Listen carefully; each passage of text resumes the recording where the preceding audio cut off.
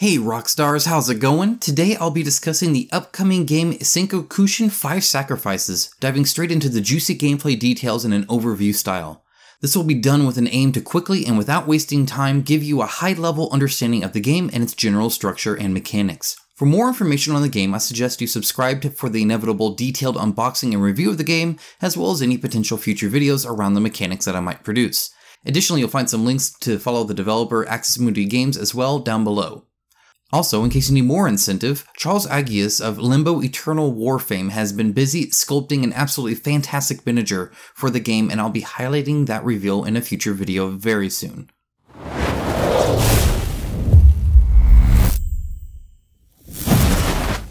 As always, I want to give a huge shout out to all of my patrons and YouTube members. Thank you so much for your support, which enables me to be free and independent. I make the videos I want to make and say what I want to say, and that means a lot less support from the companies I am supposed to be critical of. I never accept money from them, and you guys are at the center of ensuring I can continue to do that while also publishing as many videos as I do and the quality that I do them in. And to all of you watching that tend to like, comment, subscribe, follow the Amazon link, or pause that ad blocker, thank you from the bottom of my heart. Your actions truly do make a difference, and I'm incredibly lucky to be in a community with such awesome people such as yourselves. And you know what? Even if you don't do any of that, I'm happy to have you here, and I hope you find this video helpful. You guys are all rock stars. Sankokushin 5 Sacrifices by Axis Mundi Games is split into two main phases, the city phase and the combat phase. As such, I'll be splitting this overview into three parts, a short introduction to the world of Sankokushin, followed by the combat phase, and finally ending in the city phase. If by the end of the video you're curious about a specific game mechanic or phase, or just generally want more information on a game, let me know and I'll see what I can do. Also, if you'd like me to do an OCD unboxing of some of the miniatures early, just let Axis Mundi or myself know. Alright, so let's set the stage here. This game takes place in a fictional version of medieval Japan, where you and the rest of the heroes try to help the city-state of Yamashiro, which was devastated by the quest of the unseen. The campaign is fully co-op and takes place over the course of 12 in-game months. During this time, you'll decide what activities the heroes will pursue, where to explore, who to meet with, and fight a lot of bad guys. Activities can range from crafting equipment, going to festivals, expanding the city, going to a myriad of facilities, or work on your rapport with people within the town. In what seems to be an almost roguelike tactic, the game supports several playthroughs of the campaign. First of all, you can't see everything there is to see in one playthrough, as your choices will open some paths and close others.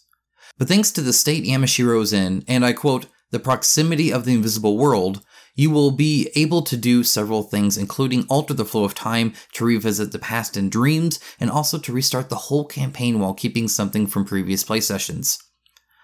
One more unique part of the campaign is that it doesn't require a heavy commitment from multiple people. In fact, this game has been tested thoroughly to ensure it's fully soloable. And with that out of the way, let's dive into the combat phase, because at some point you're going to fight someone or something. I say something because you'll be fighting both monsters and humans. When doing so, personality, psychology, and maneuvering are important. For instance, you can intimidate, provoke, or emphasize with your enemies. You can diplomatically calm the enemy before backstabbing them, or appeal to honor depending on both who you and the enemy is. Yes, that's right, you can even emphasize with your enemies.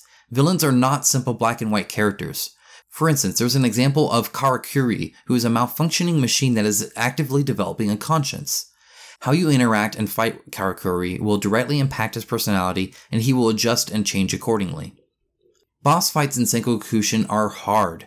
There are 10 of them, and you can't just attack blindly, but instead need to juggle your guard stance and positioning, buffs and debuffs, and knowledge of the enemy tactics and personality. Let's break that sentence down, starting with guard stance. The three stances are high, mid, and low stance, and you can interchange between them throughout the fight. If the enemy is vulnerable, for instance, you might want to use the high stance to deal lots of damage, but with a lower accuracy. Or perhaps you're about to be attacked, so you switch to the mid stance to be able to deflect blows. Perhaps then your enemy is on guard and actively defensive, so going into a low stance can allow you to move quickly and flank them. This is because each stance provides a specific maneuver only available while in that stance. They are pressure, deflect, and shinobi step in high, mid, and low stances respectively.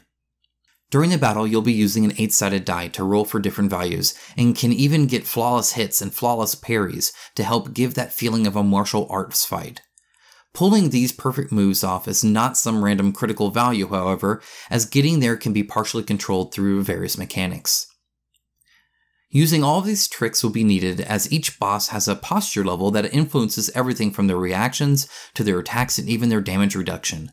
Much like actual sword fighting, a boss with perfect posture will just counterattack anything you throw at it, so you have to gauge and watch your enemy to look for a weakness to exploit, forcing their posture to falter, and then you can go in for the attack. In the end, you'll gain some loot for your victory. Boss loot is based on the wounds you inflict as well as how you dealt with their psyche, so different playstyles and tactics will have appropriate rewards both mechanically and thematically. With all that said, not all boss fights have to be resolved in battle. Depending on your playstyle and choices, you might be able to deal with them without ever fighting, which brings us nicely to the city phase. Oh, and in case you were wondering, there will be 14 high-quality miniatures from the start and 38mm scale for humans. Okay, so the city phase. One unique part, and honestly my most exciting tidbit of the whole darn game, is its move away from every single other narrative game. Instead of a wall of text followed by some decision that directly affects where the story goes, say to choose the left road versus the right road, Sankokushin instead ditches the yes or no choices entirely.